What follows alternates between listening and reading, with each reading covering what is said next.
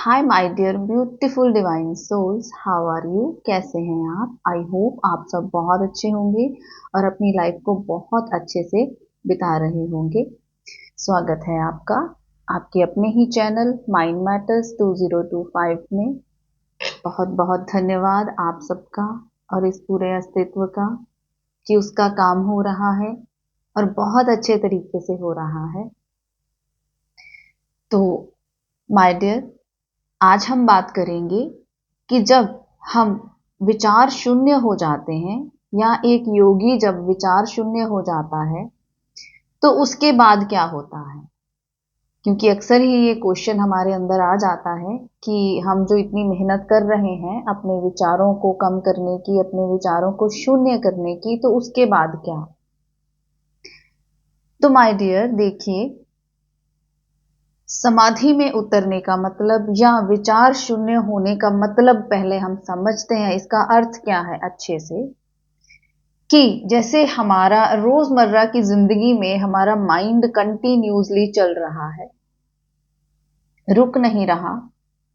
तो अब हमने मेहनत करके अपने मन को विचार शून्य की स्टेज तक हम ले आए वहां पर। तो देखिए, हम एक सिंपल एग्जाम्पल से आपको बताते हैं इसके बारे में कि जैसे आप खाना खा रहे हैं, आपने अपना हाथ अपने मुंह तक लेके जाते हैं और खाना खाते हैं। और जब आप खाना खा चुके होते हैं उसके बाद क्या होता है? क्या उसके बाद भी हाथ ऐसे चलता रहता है? नहीं ना, हाथ रुक जाता है। लेकिन हमारा माइंड, इसको आप कंपेयर कीजिए हमारे माइंड के साथ। हमारा माइंड जब हमें जरूरत है तब तो उसको चलना ही है, लेकिन क्या जब हमें जरूरत नहीं है क्या वो तब रुक जाता है? नहीं रुकता है। हम उसको रोकने की कोशिश भी करते हैं लेकिन वो फिर भी नहीं रुकता है। तो आप देखिए कि अगर हमारा खाना खाने के बाद भी ये हाथ ऐसे ही चलता रहे तो क्या होगा? लोग हमें पागल बोलेंगे। इसी तरह से अगर आपका माइंड अपना काम करने के बाद भी चलता रहता है तो क्या होगा? हम ऑटोमेटिकली बीमार हो जाएंगे, हम सच में पागल हो जाएंगे। क्योंकि पागल किसको बोलते हैं? पागल उसको बोलते हैं जिसको अपने विचारों पर नियंत्रण नहीं होता, उसको कुछ पता ही नहीं चल रहा कि वो क्या कर रहा है, हम उसको पागल बोलते हैं। इसी तरह से जब मन रुकेगा नहीं और चलता ही जाएगा तो वो पागल हो जाएगा। तो अब हमें, जब हमने मेहनत कर ली अपने ऊपर, हमें विचार शून्य होना आ गया। अब हमें पता चल गया कि मेरा खाना खत्म हो गया है। आपने अपना हाथ रोक लिया, हाथ रुक गया। तो क्या जब दोबारा से भूख लगेगी तो फिर ये हाथ को हम नहीं चलाएंगे क्या? दोबारा से चलाएंगे। जब जरूरत है तब ये हाथ चलेगा और जब जरूरत नहीं है तब ये हाथ रुक जाएगा। सिमिलरली, जब आपको जरूरत है तब आप अपना मन चलाएंगे, माइंड चलाएंगे। और जब आपको लगता है कि अब यहां जरूरत नहीं है तो आप अपना मन रोक देंगे, आप विचार शून्य में चले जाएंगे। ऐसे ही एक योगी या एक मनुष्य जो अपने विचारों पर काम कर लेता है, अपने माइंड पर काम कर लेता है, अब उसे पता चल गया कि अब मुझे जरूरत है अपने माइंड को चलाने की, तो वो चलाएगा। और जब उसे लगेगा कि नहीं अब जरूरत नहीं है, अब रेस्ट करने का टाइम है, तो वो अपने मन को रोक देगा, विचार शून्य में चला जाएगा। इसका मतलब ये थोड़ी ना है कि एक बार वो विचार शून्य में चला गया तो अब उसको दोबारा जरूरत पड़ी अपने मन को चलाने की तो अभी भी वो नहीं चलाएगा। चलाएगा, जिसका जितना काम उसको करना है वो करेगा। उसके बाद जब उसको पता चलेगा कि हाँ अब काम हो गया है तो वो फिर से विचार शून्य में चला जाएगा।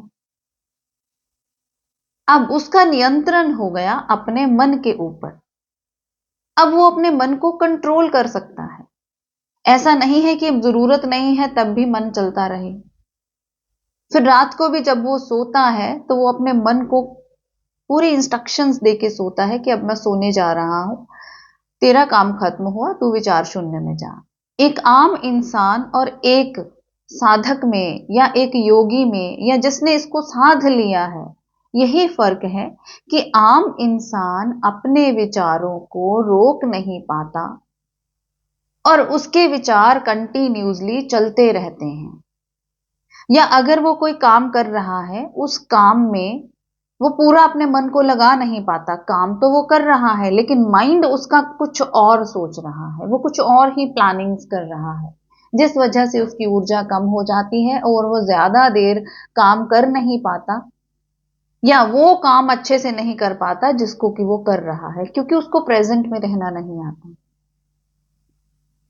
तो यही फर्क है कि जब एक विचार शून्य पर्सन काम करता है तो वो उस काम में पूरा उतरता है और अच्छे से करता है और वो थकता भी नहीं है। और जब उसको नहीं जरूरत है तो फिर वो अपने मन को रोक देता है, मन उसके काबू में आ जाता है। यही फर्क है। तो इसको सोचिए थोड़ा ध्यान से, मैंने क्या कहने की कोशिश की है। और इसीलिए आपको मैं बार बार बोलती हूं कि मेडिटेशन किया कीजिए, मेडिटेशन किया कीजिए। देखिए माय डियर, एक मशीन को अगर हम कंटिन्यूसली चलाते रहेंगे तो उसका क्या हाल होगा। उस मशीन को रेस्ट की जरूरत है। हम पूरा दिन जब अपने शरीर से काम लेते हैं, उसके बाद जब हम सोते हैं तो हम अपने शरीर के सारे अंगों को रेस्ट देते हैं, लेकिन हमारे मन को रेस्ट नहीं मिलती क्योंकि हमें अपने मन को रोकना नहीं आता। तो मन को रोकने के लिए माय डियर मेडिटेशन करना जरूरी है। थोड़ी देर रोज अपने आप के साथ बैठिए, ध्यान में बैठिए। और ध्यान में बैठना जो है वो खाली होने की प्रक्रिया होनी चाहिए, वो और भरने की प्रक्रिया नहीं होनी चाहिए।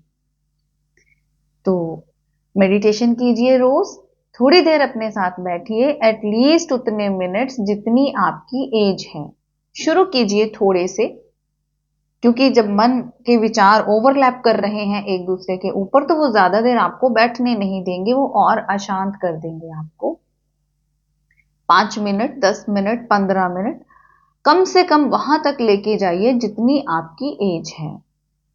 अपने बच्चों को भी ध्यान करने की आदत डालिए ताकि वो भी एक अच्छी और प्यारी और ब्यूटीफुल लाइफ जी सकें।